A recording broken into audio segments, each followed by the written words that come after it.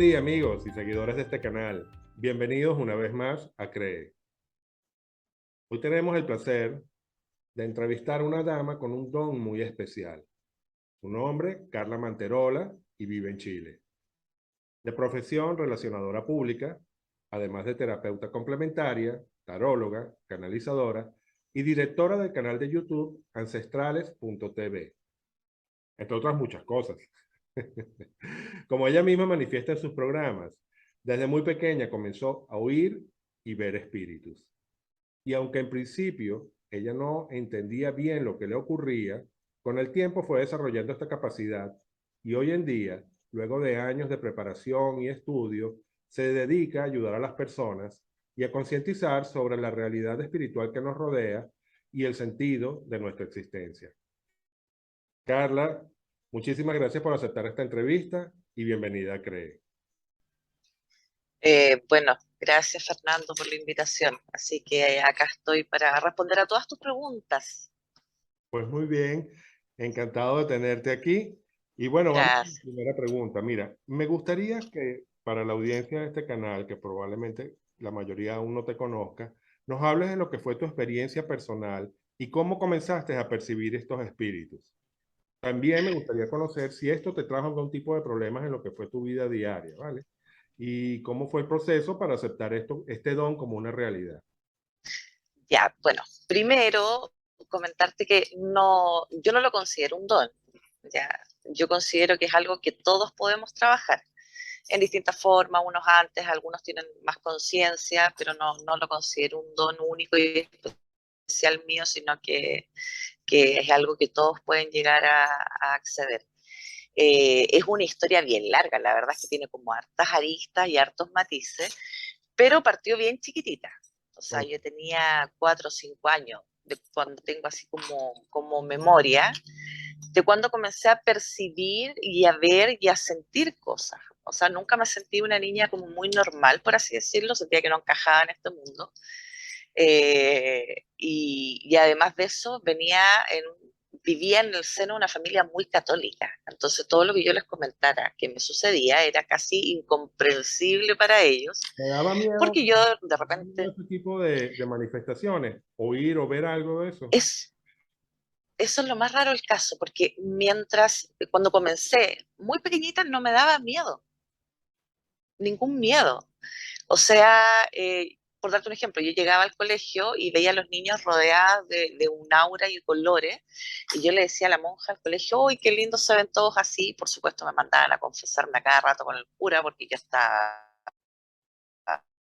viendo cosas que no correspondía. Y en esa misma época yo comencé a ver seres en mi casa, pero eran unos seres que a mí yo sentía que no eran buenos.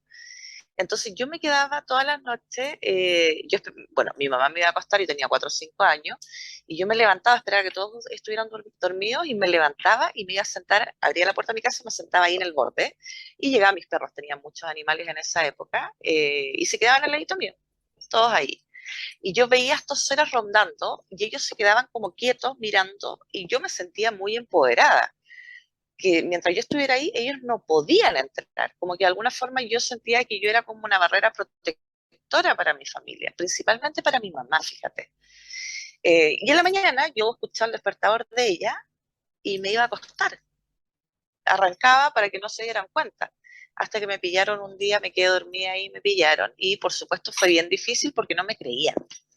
Ellos pensaban que yo estaba sonámbula.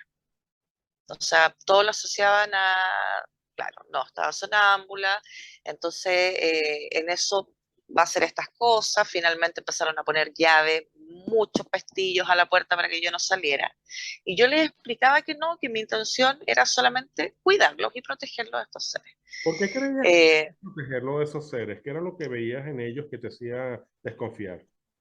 Fíjate que Normal. siempre me lo he preguntado, sí, siempre me lo he preguntado. No hubo nada que ellos trataran de hacer, pero era las formas que tenían eran como muy sombrías. No los veía como un ángel, por ejemplo. Era como mi forma de diferenciar entre los seres buenos y los seres malos en esa época de niña. Entonces, ese era mi método. Yo los veía a ellos muy sombríos y muy en actitud de ataque, a diferencia de cuando se presenta un ángel, por ejemplo, que ahí es un calorcito que se siente, es otra luminosidad, es otra energía. Entonces esa era como mi forma de decir, estos seres o entidades no son buenos. Y yo tampoco sabía si eran fantasmas, era muy chiquitita. Yo simplemente me paraba ahí nomás y no me daba miedo, si eso es lo más extraño del caso, po. ¿Ya? Yo me sentía muy protegida, siempre me sentí muy protegida de Dios. Entonces nunca me dio miedo, la verdad. Pero más grande, sí. Ya empecé a crecer y entré en mi etapa de adolescencia, ahí ya tuve eventos que me dieron bastante temor, porque fueron eventos donde se manifestaban ya más físicas, por así decirlo, Ya. donde yo quedaba con marcas, donde tenía encuentros con estos seres y estas entidades. Y claramente ya te das cuenta que no son buenos porque te dejan marcas físicas en el cuerpo. Yo entiendo Eso por fue alguna de bien las crudo. entrevistas, Carla, disculpa, yo entiendo por alguna de las entrevistas o programas que tú has hecho que esa interacción con estos seres, digamos que no de luz, sombríos, que catalogaremos, no sé, de fantasmas o de lo que fuera, Entidades, le vamos a decir.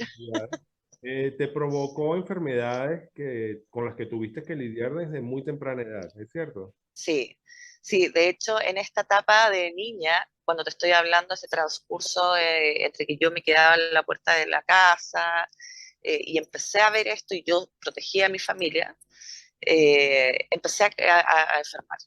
Partí con una anemia, finalmente juntas médicas, clínicas para allá, para acá, y me diagnosticaron un problema en la sangre, incluso leucemia. Wow.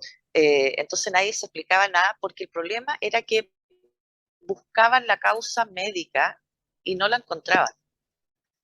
Por ejemplo, una anemia no era por un déficit de algún mineral. No, nunca encontraron la causa hasta el día de hoy. Yo quedé como con una anemia crónica, pero nunca se sabe el origen. Entonces, era una enfermedad muy extraña, porque los médicos, yo te digo que era un paseo, eran juntas médicas, no llegaba uno, llegaban 5 o 6 médicos a verme, porque nadie entendía qué es lo que estaba pasando conmigo. Entonces ahí fue cuando mi mamá junto a mi tía se acercaron donde una señora que ella hablaba con el Padre, con Dios, ¿ya? Y hacía sanaciones, ayudaba a la gente, la señora Lidia, una señora que vivía acá en Santiago de Chile, en la Comuna de la Reina. Y llegaron donde ella, e hicieron varias cosas, hablaron con el padre dijo lo que tenían que hacer conmigo en el fondo para poder estar mejor, y así fue como de la noche a la mañana llegaron a tomarme los mismos exámenes que me tomaban todos los días en la clínica, y me había sanado, no tenía nada. O sea, pasé de un diagnóstico de casi morirme a de la noche a la mañana no tener nada más que una anemia que le ha tenido hasta el día de hoy, me va y me viene, pero no me provoca nada más que sueño, me da más sueño, ¿no? Me siento un poco más decaída. Pero yo me hago exámenes médicos y no hay nada que arroje el origen de eso. Vale. Mira, y a lo largo de tu adolescencia, ¿cuándo empezaste a tener, digamos, dominio de esa capacidad de poder oír, ver espíritus o hacerlo de manera consciente? ¿Cómo fue ese proceso? Y también cuéntame un poco, que me quedé muy impactado cuando vi tu entrevista con Cristian Argüello, toda la situación que ocurrió con tu familia, que, que me parece entender a partir de esa entrevista que generó en ti pues ese incremento en el don o en esta Sí. capacidad.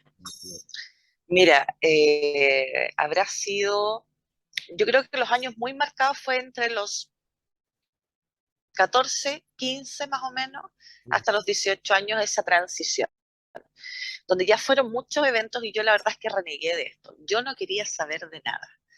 Yo decía, Dios, yo no quiero saber de nada, no quiero ver nada, me bloqueé. Entonces cada vez que yo veía o sentía algo decía, no, no, no, no, no, esto es mi imaginación, me estoy volviendo loca, porque yo quería ser una persona normal y no quería que me estuvieran cuestionando, no lo pasaba bien. O sea, con decirte que me pasaban cosas como que sabía cuando la gente iba a fallecer, yo no quería ver un ser querido que iba a fallecer, porque era una niña, yo no sabía cómo manejar eso. y tampoco tenía un guía, una orientación que me dijera, pucha, tienes que aprender esto, trabaja las energías, no, nada. Entonces yo renegué por muchos años de esta situación. Yo no quería saber. La verdad es que no quería saber. Eh, pero los eventos siguieron sucediendo y siguieron sucediendo con más fuerza. Parece que mientras yo más renegaba, más cosas me pasaban. Entonces llegó un momento en el que yo dije, a ver, tengo dos opciones. O me voy a volver loca, o aprendo para ver qué tengo que hacer yo con esto. Fue como esa fue la decisión que tuve en mi juventud, y yo dije, bueno, voy a aprender, porque no quiero que me sigan diciendo que estoy media, media loca con el tema, así que aprendo. Y ahí partió como todo un camino autodidacta en un principio. Me iba a la biblioteca, buscaba libros, buscaba información. En esa época no teníamos el acceso a Internet como lo tenemos ahora. eh, Era otra cosa, ¿me entiendes tú? Y empecé desde ese punto de vista a darme cuenta que nosotros éramos energía, que éramos seres energéticos, que así como estaba este mundo material, existía un mundo espiritual también, y comencé esta búsqueda y este camino de aprendizaje. Y cuando comencé este camino, automáticamente como que los eventos más de temor empezaron a calmarse y se empezó a despertar este otro mundo más de luz, por así decirlo, donde yo ya comenzaba a ver ángeles, me empezaba a sentir mucho más protegida, conversaba mucho con el Padre, y yo sabía que tenía mi ángel, tuve eventos donde a mí me salvaron la vida, y eso también fueron eventos muy marcados para mí, Dime. donde yo dije, yo Ajá. tengo a alguien al lado que me está cuidando. Bueno, y eso es algo que, digamos, en general todos creemos, que hay un ángel de la guarda, un espíritu guía, alguien que está Sí. pendiente de nosotros. Ahora, cuando tú dices que los ves cómo? ¿Los ves en tu mente o los ves como si fuera físicamente?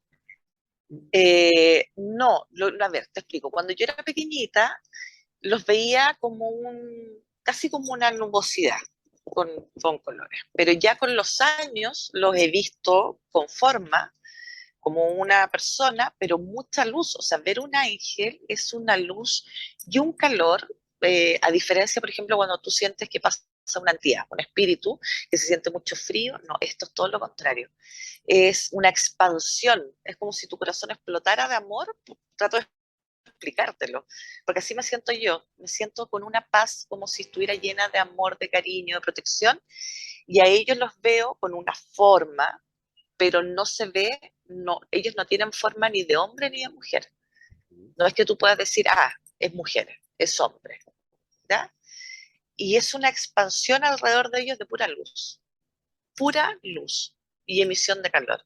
Así te puedo describir más o menos como yo veo a los ángeles y los he visto acá en mi casa principalmente, Y en que el caso siempre de los tu veo. hermano, en el caso de tu hermano, que fue una situación traumática tanto para ti como para la familia, que de hecho tú misma comentaste, Eh, que fue, ocurrió un asesinato y qué has hablado con él? ¿Qué te ha mencionado? ¿Qué te ha explicado? ¿Qué te ha enseñado tu hermano sobre este tema? Mira, la verdad las cosas que él se convirtió en un guía para mí. Hoy en día él constantemente está apoyándome, aconsejándome. Pero todo el proceso desde el asesinato de él hasta hoy ha sido un proceso donde él me ha ido contando que la muerte no existe en el fondo. ¿Dónde está, qué es lo que hace, con quién está, cómo es su proceso de aprendizaje? A mí me llamó mucho la atención, por ejemplo, cuando él me contó que él seguía aprendiendo, que estaba como una especie de colegio, pero en el cielo. Porque yo pensaba que antes yo decía, el cuerpo físico muere y uno se va a descansar. Me decía, no, yo no estoy descansando. Yo tengo que seguir un proceso evolutivo, y para eso estoy, como para que lo entiendas, me decía, estoy pasando grados del colegio. Y yo le decía, pero ¿cómo grados del colegio? Sí, me decía, yo tengo que estar en un primer proceso donde tengo que revisar toda mi vida, que para él fue un proceso igual largo. eh, Revisó todo, analizó todo, donde estuvo muy pegado en el plano terrenal, y luego sube al siguiente escalón. Y así van subiendo de escalones. Y lo otro que me decía es que ellos pueden tener una casa, hacer labores normales, y me explicaba que es un velo que divide ambos mundos. Me decía, mira hermana, tú estás ahí en tu casa y hay un velo prácticamente invisible que nos divide ambos mundos. Por lo tanto, yo estoy en mi casa haciendo las mismas labores, pero tú no me ves a mí. Y eso me explicaba qué ocurre cuando, por ejemplo, la gente fallece un ser querido y siente que está en la casa haciendo las cosas. Me decías, porque hay un velo muy invisible, sobre todo en la primera etapa del fallecimiento, después del fallecimiento, donde ellos todavía están muy pegados al plano terrenal, entonces ellos siguen haciendo su vida como normal, pero efectivamente la están haciendo. O sea, efectivamente ellos continúan la vida. Pero existe, No, existe, digamos, la figura del cielo como tal, o diversos cielos, de acuerdo al nivel evolutivo del alma, del espíritu. Eso existe, o sea, porque lo que me da la impresión es como que hay, puedes pasar indistintamente del lugar en donde estás habitando a estar en tu casa o con familiares o en otro lugar en este plano físico. ¿Eso es así? ¿O todo converge en el mismo lugar? no. Lo que pasa es que hay como dimensiones, por así decirlo. Ujú. ¿Ya? Yo te digo que estos como grados se dividen como en dimensiones o planos de conciencia. Yo les digo plano de conciencia. Es como, entonces tú pasas a un quinto plano, después pasas a un sexto, séptimo, octavo. El más alto es donde está el padre. Por lo tanto, no es que tú te vayas, la gente, o cuando éramos niños pensábamos que nos íbamos a morir, nos íbamos a ir al cielo en las nubes y iba a estar el Padre sentado en un trono y nosotros al lado. No, no es así. Hay que pasar como por estos planos y a medida que tú más conciencia tengas, más elevado vas a estar. Pero la energía del Padre siempre está contigo en Ya. estos planos, ¿Y el ¿ya? infierno? ¿Existe eso? ¿Qué El, cosa? el infierno, el El, castigo para los... no, Ujú. no existe. El infierno es algo que se crea la gente. Ya. ¿Ya? Yo lamentablemente, bueno, yo vengo del mundo católico y a mí me enseñaron siempre que existía el infierno, que si yo me portaba mal, a mí el curita me decía, no, si usted se porta mal, se va a ir al infierno, pero la verdad es que no, no existe. A ver, eso es lo que tú tienes, son tus propios miedos, son tus propios trancas, o lo que no lograste resolver es lo que crea tu propio infierno. No tiene que ver con que exista realmente el infierno. Bueno, yo en lo personal tampoco creo en la figura de un Dios castigador y más con sus hijos a quienes ama. O sea, ningún padre No, castigaría a un mal permanente a un hijo. Puede estar muy apesadumbrado por las acciones de un hijo, pero de sí. ahí a que lo vaya a condenar de manera permanente por los actos que cometió, pues no, no lo veo de esa manera, no lo creo de alguien además que es el amor en sí mismo. Pues. Es que Entonces, sabes lo que pasa, el padre es puro amor. exactamente. Para mí siempre ha sido un padre de verdad, un papá, al que yo puedo recurrir en cualquier minuto, al que yo siento su amor, su consejo, su guía. Y a pesar de todos los errores que nosotros como seres humanos cometemos, porque somos seres imperfectos, Él siempre está para nosotros y nunca nos va a juzgar. Y así lo he visto siempre y así lo he sentido y me lo ha hecho ver. Por lo tanto, no, definitivamente, ni el infierno ni el Padre castigador.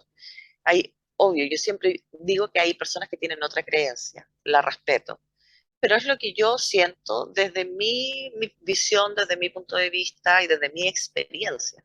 Bueno, de hecho yo creo que las religiones, todas, o bueno, o al menos todas las occidentales, tienen que evolucionar un poco en ese sentido, porque han generado esa figura del cielo y el infierno, han creado para sostenerse Eh, eso desde un punto de vista también ellos como estructura humana, como institución, para mantener control sobre las personas, han creado, es más fácil crear una figura del infierno y del cielo y tú te comportas como nosotros decimos y haces lo que nosotros hacemos para mantenerte por aquí, para mantenerte claro. en el buen camino. Sin Pero embargo, ese es el camino del miedo, perdona que te interrumpa, ese es el camino del miedo. exactamente, Entonces, tú tienes temor, entonces como tienes temor, obedeces. claro, Pero Dios, el Padre, es el ser más bondadoso que existe y que nos entrega siempre el libre albedrío y la capacidad de decidir nuestros propios actos. vale, mira, me falta en principio poco tiempo para esta primera parte de la entrevista. Eh, quiero abordar contigo en la segunda parte dos temas en particular. Quiero abordar contigo el tema de la reencarnación, que yo sé que eso levanta bastante resquemores en muchas personas, sobre todo personas que son, a las que respeto perfectamente, pero Sí. personas que son muy bíblicas y en ese sentido, pues aparentemente la Biblia no habla nada del tema de la reencarnación. Sin embargo, ya sea por la información recibida por personas como tú con esta capacidad o por personas que han sufrido experiencias cercanas a la muerte y que al regreso van contando toda esta información que ellos recibieron, al parecer, el tema, la forma en que el espíritu humano va evolucionando y progresando es a lo largo de sucesivas vidas encarnadas en este mundo. Aunque también tengo entendido de que hay espíritus de otros mundos que también encarnan aquí por diversas razones. Vamos a hacer una breve pausa, amigos. Carla, vamos a hacer una breve pausa para esta entrevista y continuamos con los dos temas, el de la reencarnación, perdón, y no había hablado, el del futuro cercano que nos espera, de acuerdo a la información o lo que le han hecho ver a Carla Mantarrón. Gracias.